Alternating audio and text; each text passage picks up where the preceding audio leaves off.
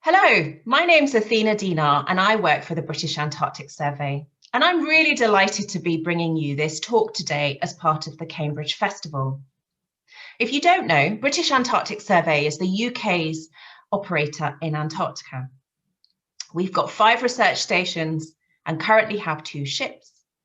Our new ship is called the Sir David Attenborough.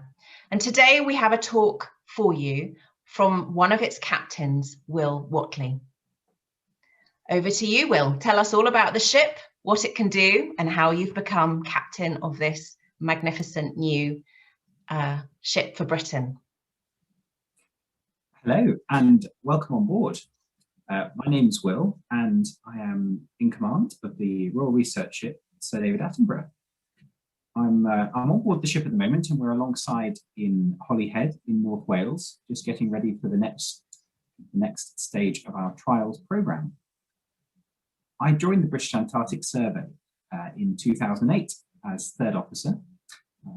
Prior to that, I did a Merchant Navy cadetship, which was 3.5 years of training to become officer of the watch. So I qualified from that at the age of 19. But I've been involved in boats and ships all my life and grew up sailing in the Solent and in other parts of the world. So I've always had a strong passion for all things nautical, and was very, very excited when I got a job with the British Antarctic Survey. It's a fantastic place to work. It's very challenging at times. The Antarctic is known for its harsh weather and the challenges it can throw at mariners. But I love it. It's great.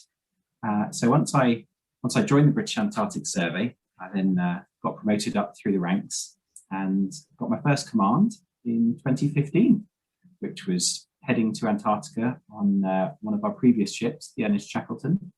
And I got to do my favourite part of the job, which was icebreaking, going into Halley, which is our southernmost research station down in the bottom of the Weddell Sea. And it involved an icebreaking passage to get there. So that was fantastic.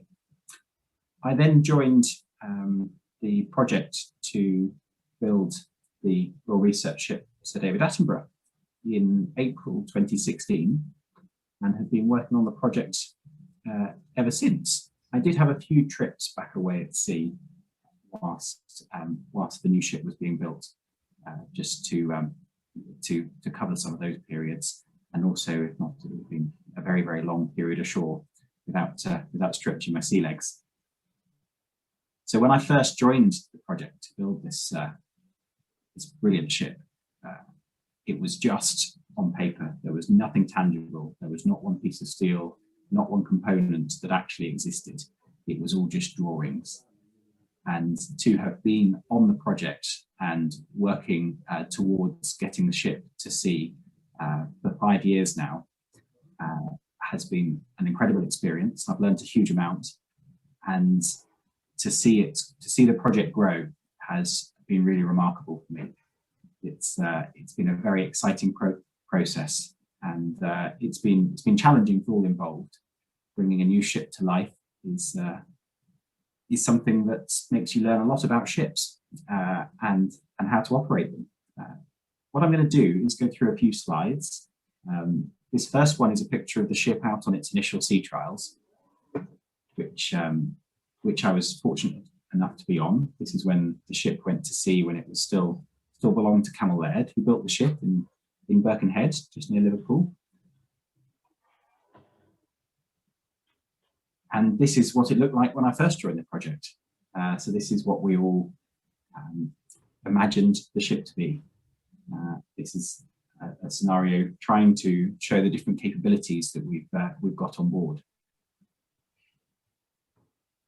So one of my first jobs when I joined the project was to go to the model test tank over in Hamburg in Germany, where we had a model of the ship, which was just 7 meters long, whereas the real ship is 129 meters long.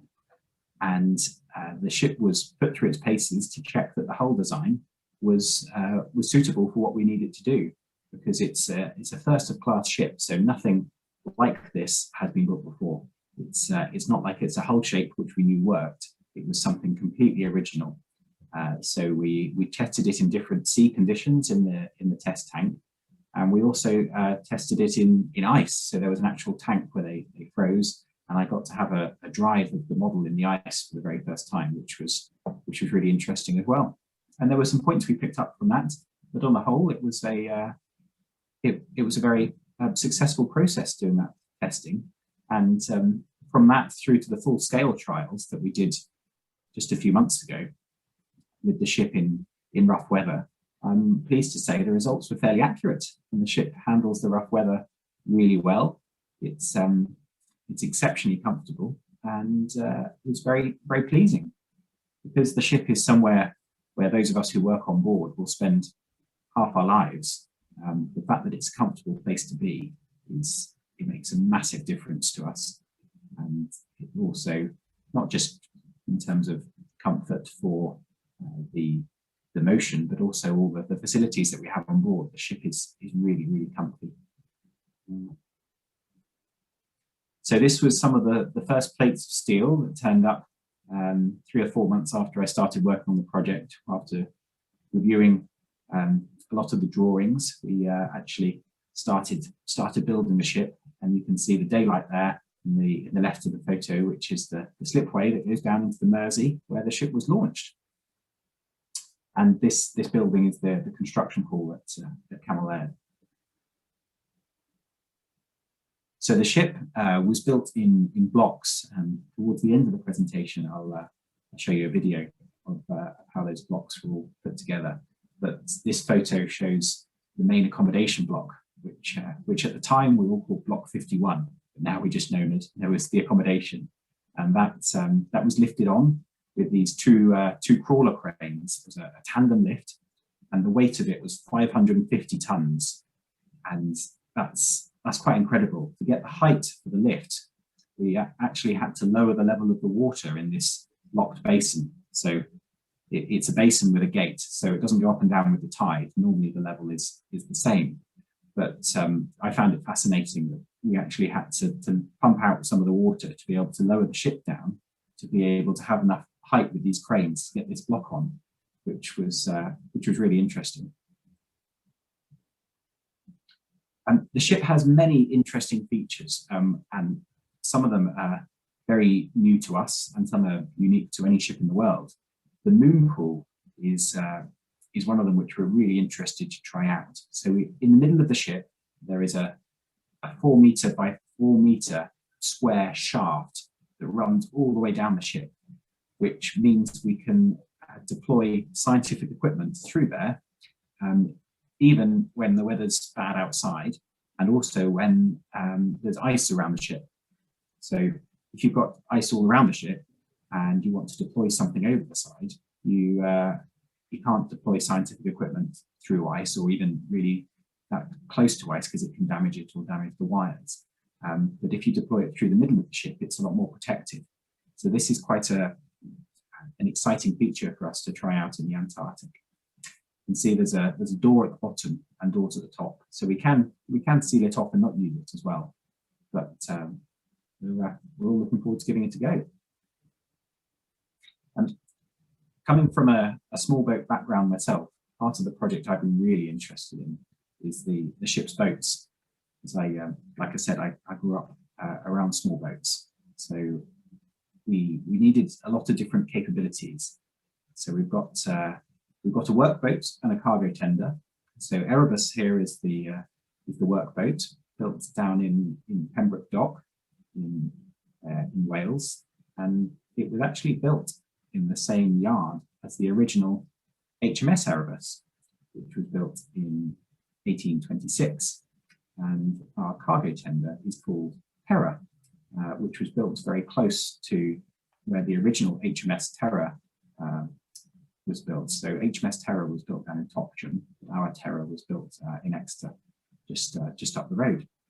And of course, Erebus and Terror are two names that go together from the ill-fated Franklin expedition. And Also, they were the names of the launches on one of our old ships, the Bransfield. So having gone very modern with the name of the ship itself, it was great to be able to keep some history with the names of our small boats. So Erebus has some scientific capability as well as being just a workboat. She can do like a small scale bathymetry surveys, and she also has a winch on the stern with an A-frame with 500 meters of rope on it to be able to deploy scientific instruments in places that the ship can't get to. And it'll also be used for transferring people to and from the bases. A bit like the ship itself, the ship's role is split in terms of science and logistics. So we have to do marine science at sea to continue progressing the scientific aims of the British Antarctic Survey, and there are scientific cruises which happen very regularly. But the other role of the ship is also logistics. So we have to resupply everything that all the British research stations in Antarctica need to survive. So all the fuel, the food, the scientific equipment, all the building materials, we take all that in and we take out all the waste. So it's the same with our boats, they're very multi-purpose. So that is Terra, our cargo tender, which is launched off the ship. That is her on the day she was launched for the very first time on the Exeter Ship Canal. I was fortunate enough to go and do the trials on her myself. So we picked her up early in the morning and took her down the Exeter Ship Canal and round to Dartmouth on a nice sunny summer's day for her initial trials, which was very pleasing. She went a lot faster than I thought. Most boats that go fast have a pointy bow, as you can see from this one. This one's more shaped like a box, so it's not really designed to go fast. But it did 14 knots, which is pretty speedy for a box-shaped boat.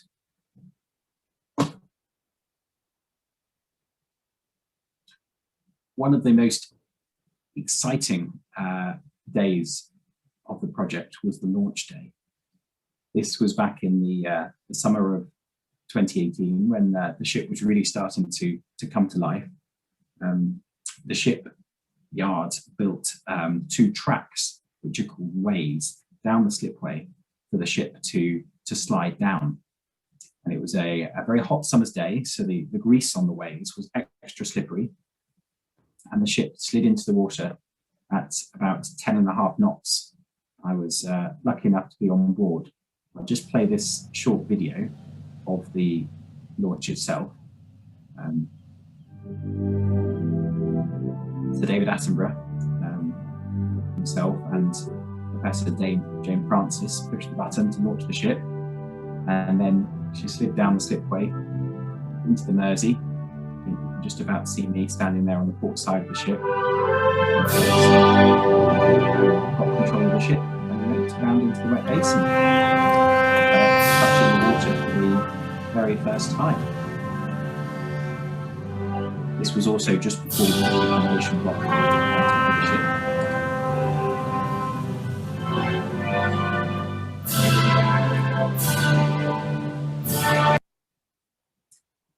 One of the other big milestones was to actually name the ship. We were honoured to have the presence of Prince William and the Duchess of Cambridge to come and name the ship. And they had a great day. They asked a lot of questions. They had a tour of the ship. This is us on the bridge explaining to them about ice breaking and how the ship is designed to actually ride up over the top of the ice and break it with the weight of the ship. So small little bits of ice will just push out of the way, but the larger pieces of ice, which actually require force, the bow is designed to actually ride up, and then the ship sits on it, and the weight of the ship will fall down on top of the ice to make the way forward. And after all the hard work, the commissioning, this picture is of the day that the ship actually left the Mersey and went to sea for the very first time. It was It was at the tail end of a November storm. This picture was taken from the beach down at Crosby, and that was the beginning of the sea trials process, which was done when Camel Laird still owned the ship, that we were on board as owners' representatives, and we all started to learn how to drive it together. It's a very manoeuvrable ship. We've got a lot of thrusters, and we've got two main engines, which mean the ship can be very responsive to what we need. And it's still a new ship that's never been driven before, so we weren't really sure how it would react. And we found some things that worked really well and other things that didn't. The trials, these initial trials, were a very intensive process with lots of regulators on board, checking all the safety features as well.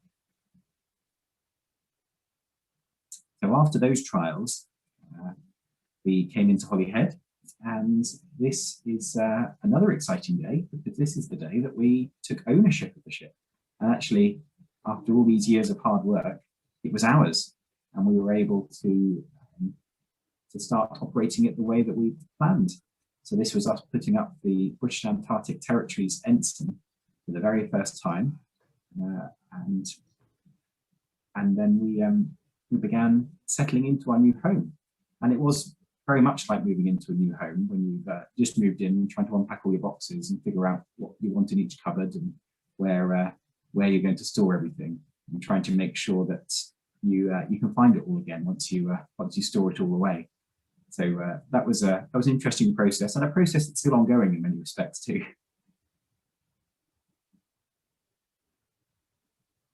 Once we got hold of the ship and it was ours, the first sort of safety step was to make sure that we could respond to an emergency. So we went through a lot of training drills and exercises, not only for fire scenarios, but also other scenarios. And that was fairly intensive for the crew, and was a great learning process for all of us.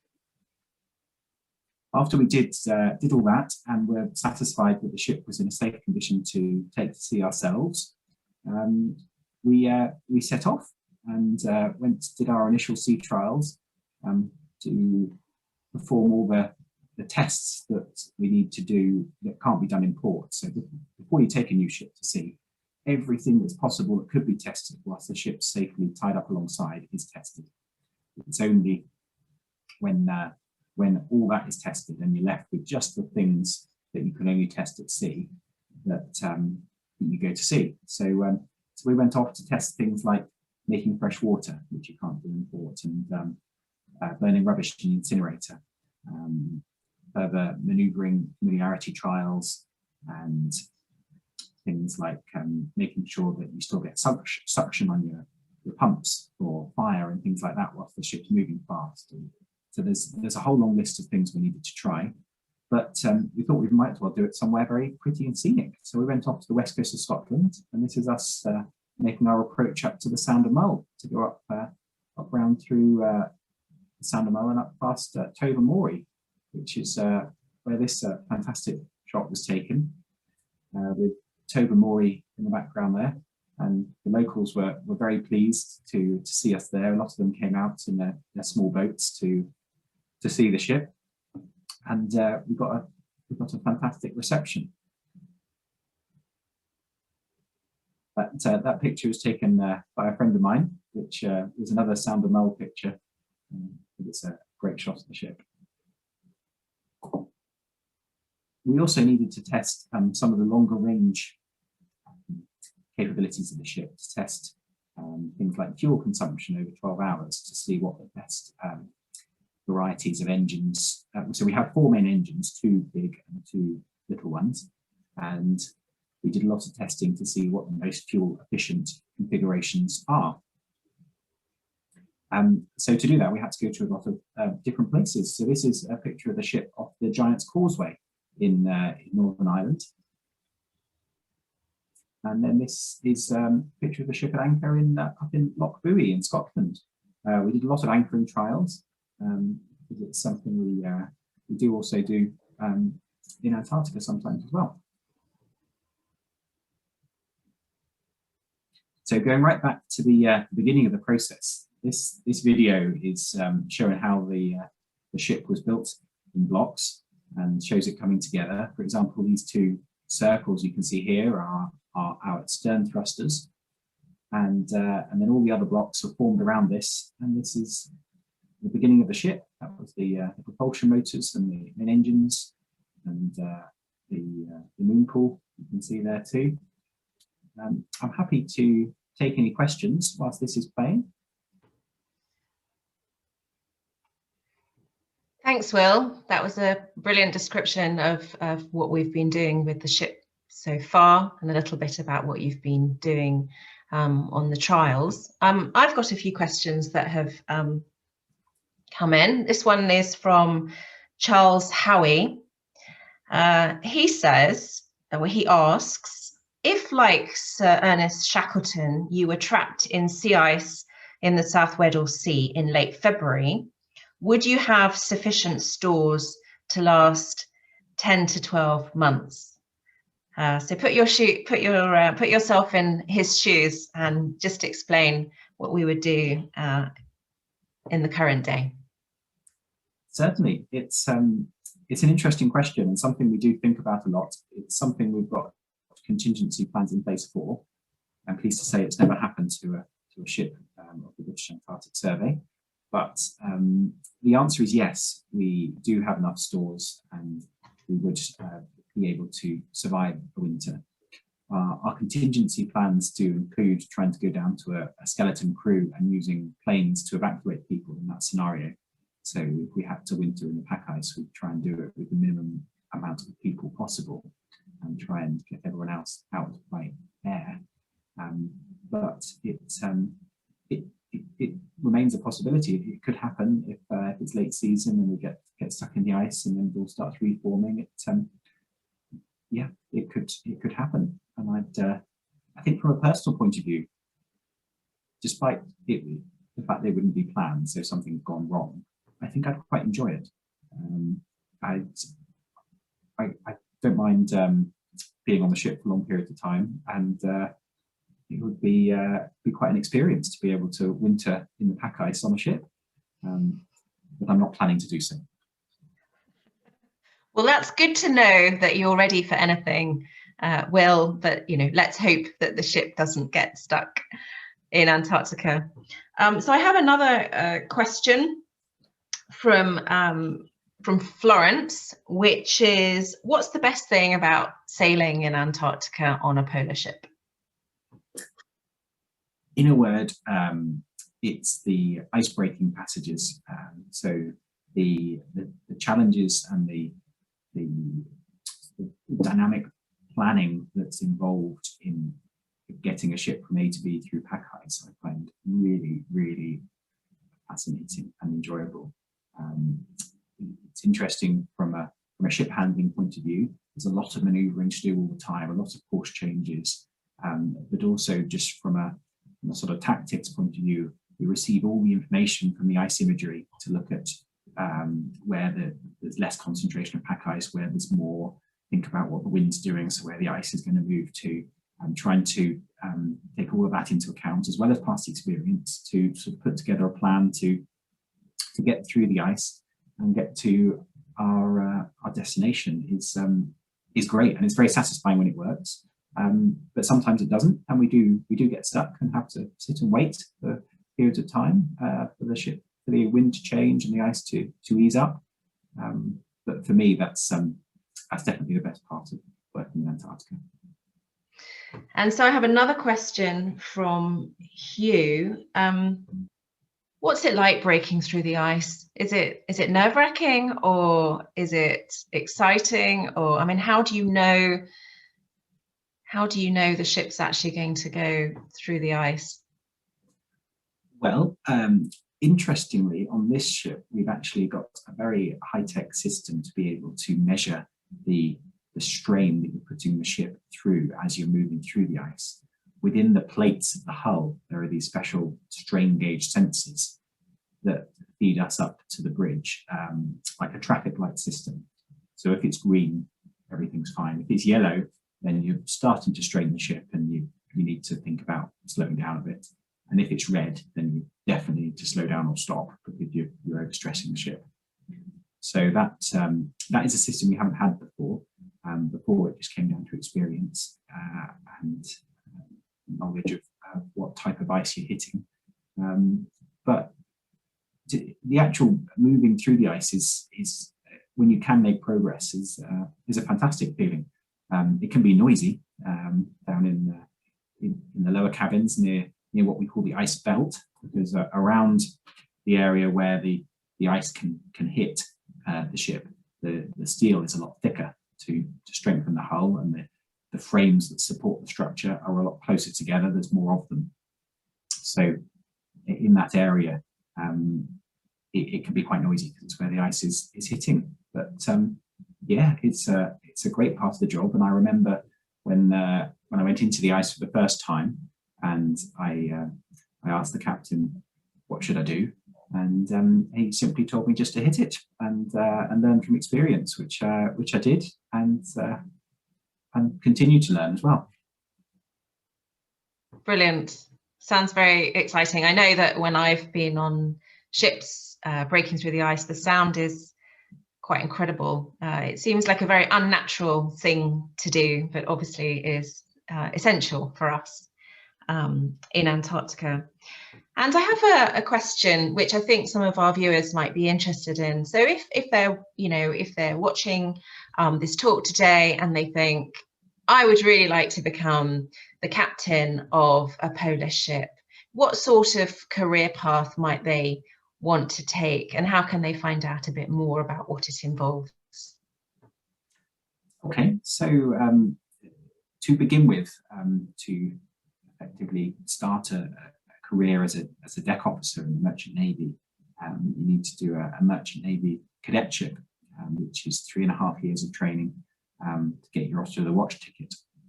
Ticket is another word for sort of qualification, and throughout that process for that 3.5 years, you spend some time at college doing academic studies and some time at sea, about half and half, but it splits sort of 4 or 5 months at a time.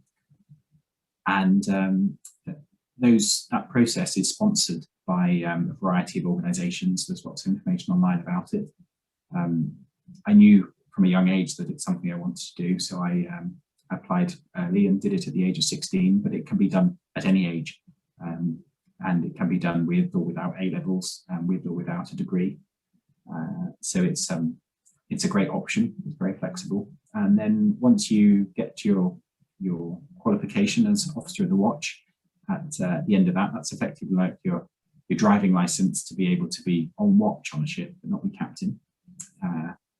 Then you start your career with an organisation and start gaining more sea time and going through the different qualifications. So then there's another qualification for Chief Officer to be second in command, and there's another qualification for Master. And from start to finish, the process takes about 10 years from starting your career to be qualified as Master. And then it's about finding a job. But I consider myself very fortunate to be in command of a ship that's so interesting and does such a variety of work, and got so many different capabilities in one ship. Okay, and I think the last question from me would be, what's the best thing about your job? Driving the ship, definitely. I love driving the ship, and it's something that I've always enjoyed and will continue to do so.